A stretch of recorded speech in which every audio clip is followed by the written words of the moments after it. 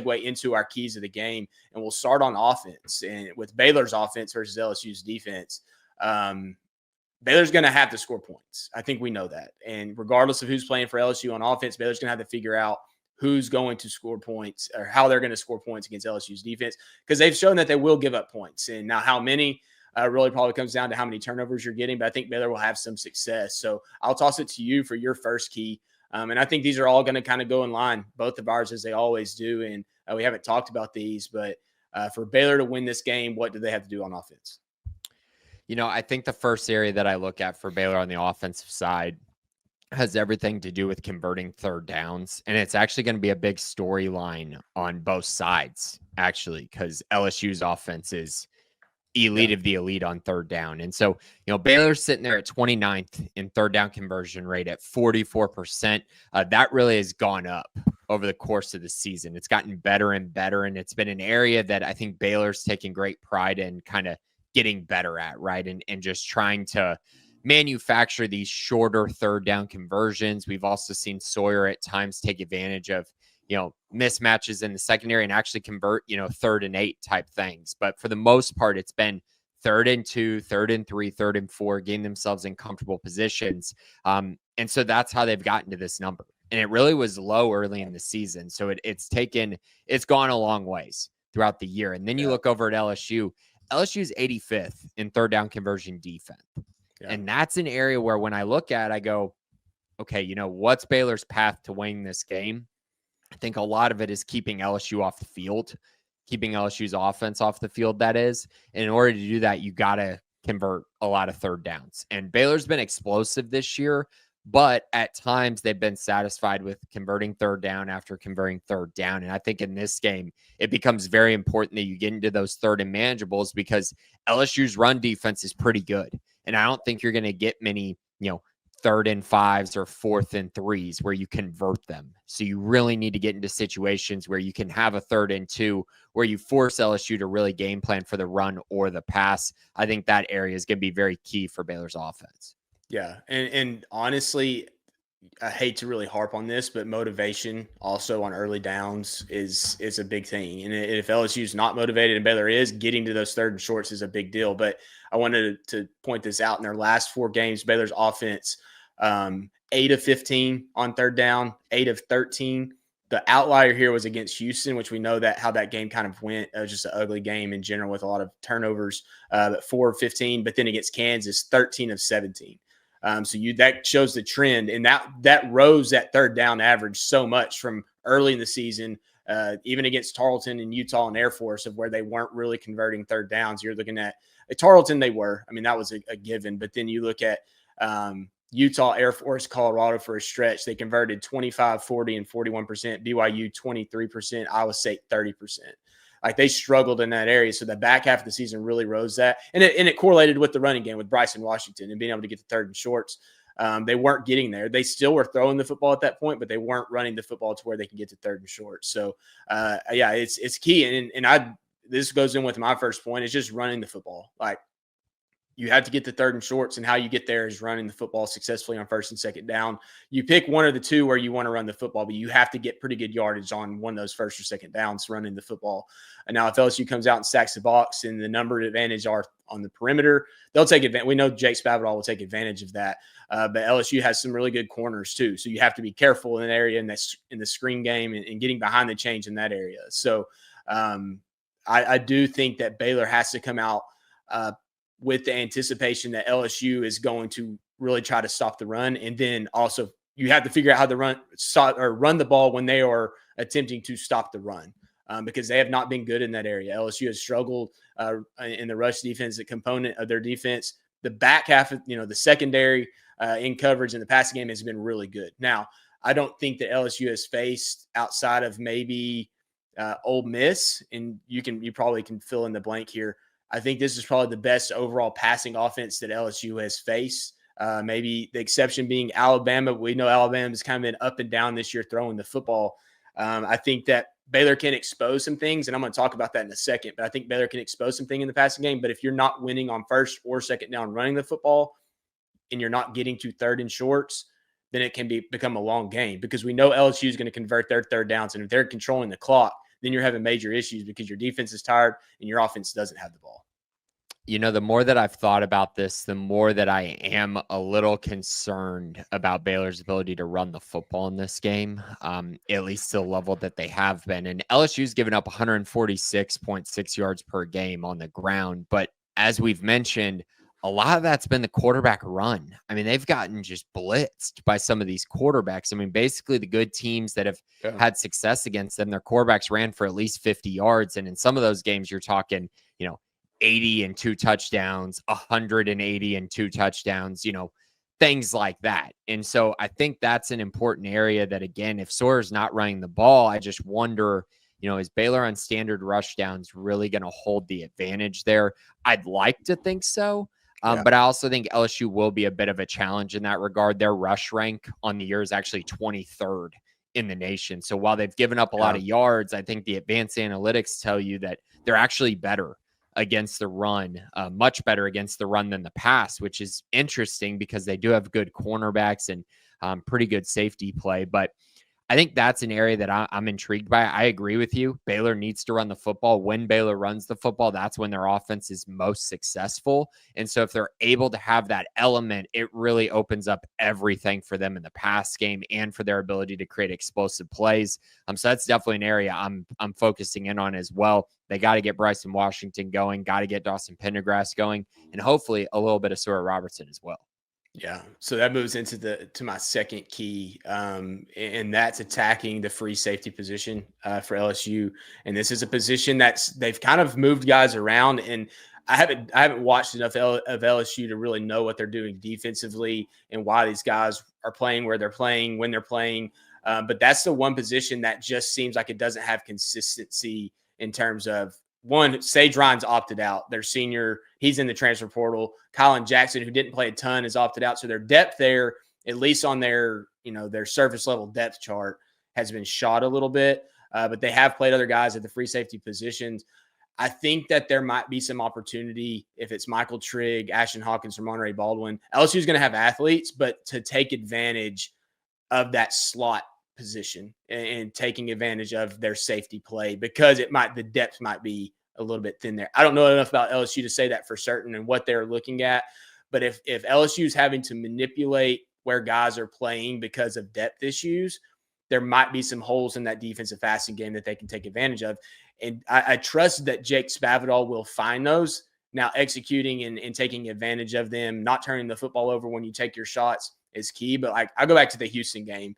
In a game where Baylor just played an ugly offensive football game. Sawyer Robertson has 3 turnovers, just bad reads and stuff. But the one area they did was find a hole with Michael Trigg, and they went to it over and over and over because it was something they saw on tape. So 4 weeks of preparing for this game against LSU, is that something they can expose? I think if there's somewhere in the secondary to say, yeah, we feel good about this potential matchup, it might be that free safety lining up in the slot and taking advantage of an inexperienced group or a guy where they're having to shuffle people around. And I think linebacker as well. And I think that goes hand in hand with safety play, right? Because you're going to have some linebackers in coverage as well against some of these slot receivers, specifically Michael Trigg. So taking advantage of those opportunities, taking advantage of those linebackers when they drop into zone coverage is also very important as well, finding those holes. I agree. I think it's interesting because Baylor's had a few matchups this year where it's like the cornerbacks are really good. And so the primary area to attack is across the middle of the field or with your slot receivers down the field. This feels like another one of those matchups. It feels like LSU holds the advantage on the outside to a certain extent. Now, we saw against Kansas, Josh Cameron did not care that one of the best safety or one of the best cornerbacks in the league was covering him. So maybe that repeats itself. But I do think in general, you also saw in that Kansas game, Monterey Baldwin getting open 3 times down the field and really could have had basically 3 touchdowns and 180 yards receiving in that game. So there were some real opportunities there for Baylor to take advantage. And that was even without Ashton Hawkins. So you bring Ashton Hawkins back, you have Monterey Baldwin, you have Michael Trigg. I think there's a chance you see a little bit of Jaden Porter potentially in this game more than we've seen, because he's going to get more practice reps during bowl season as well. I just think it's an area that makes a lot of sense. And LSU's had a lot of reshuffling there. And it's really interesting because you mentioned Sage Ryan. They got a lot of guys that have played a lot of snaps at safety. You know, Yeah. when you look at Major Burns, Jordan Gilbert, they even mixed in JV and Toviano. It's funny because we're naming all these guys and like all of them were top 200 type guys Yeah. initially during their recruitment. So they have talent. Those guys just haven't quite played up to that talent, whether they're just, they weren't quite ready this year, maybe need another season or whatever that may be. It does seem like an area that Baylor can attack and have some success. And as we've seen, Sawyer's been pretty comfortable throwing the ball to the slot receivers across the middle of the field. That's gotten better and better as the season has gone on.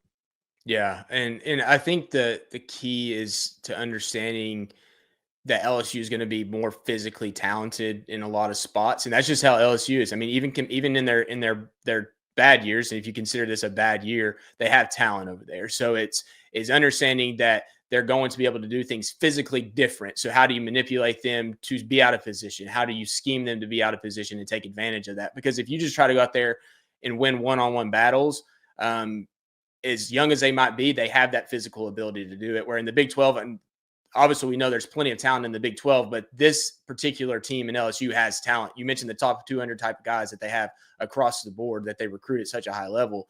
You can't just go out there and expect to win one-on-one battles all the time. So what Baylor does in this game schematically will tell us a lot. And if they have success early, and then they can take advantage of adjustments that LSU makes, that would be something to watch.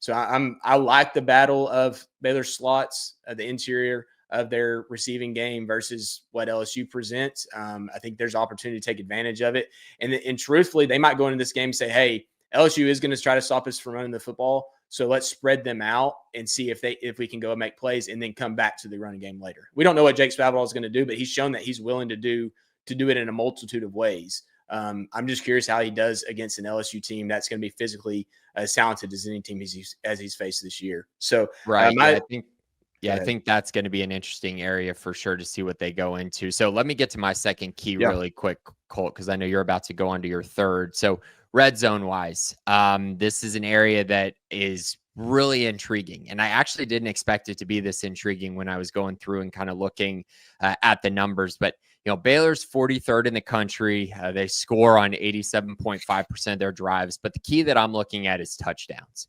So Baylor scored 27 touchdowns in 40 red zone attempts this year. Really solid number, you know, 27 touchdowns, 40 trips. That's good. You look at the LSU side of things, and LSU's 36th in red zone defense. They give up points 79.4% of the time. But their big thing is only 21 touchdowns in 34 trips. So the number of drives that they've allowed into the red zone is actually very low compared to a lot of teams that Baylor's faced this year. They don't give up very many long drives. They don't give up many red zone opportunities. A part of that is because they give up a lot of explosive plays. But this area is going to be key because Baylor, while they've been explosive, and we've seen that, they've also just done such a good job at finishing drives when they get stopped inside, you know, the 15-yard line or inside the 20-yard line, even inside the 10-yard line. You know, they find ways to score touchdowns. LSU's done a nice job at limiting those opportunities. So I'm very curious kind of where that kind of stops, you know, which side stops each other, which side makes the most production off of those trips. And if Baylor can actually get into the red zone, right? Can they actually sustain drives and get into the red zone often enough for those touchdown numbers to matter? That's a real key for me because as we know, finishing drives has been basically, I'm not going to say the most important thing, but one of the most important things during Baylor's 6-game win streak here. And on the flip side, LSU's defense has really been predicated on not allowing a lot of these red zone trips and then not allowing touchdowns on those red zone trips as well. Something's got to give there. And I think it's going to be really important when you're kind of watching this game.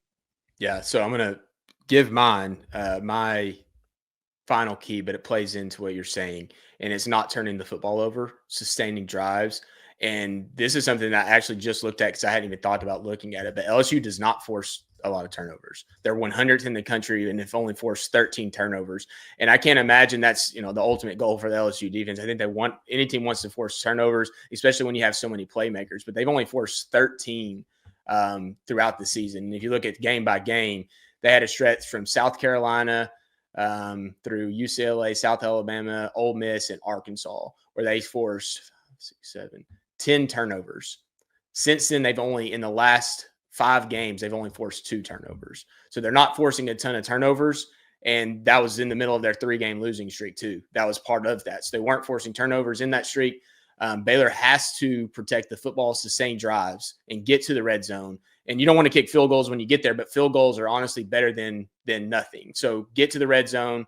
If you don't score, figure out how to get close enough to kick a field goal. Your kicking game's been up and down, but I think I think Jake Spavital, in the moments of the red zone, he's such a good play caller, and he knows what his game plan is, that regardless of how good the LSU's defense potentially can be, I think he will have 4 weeks to prepare for what they're going to do and see what they're going to do defensively. And I think he will be able to take it. Now, get there.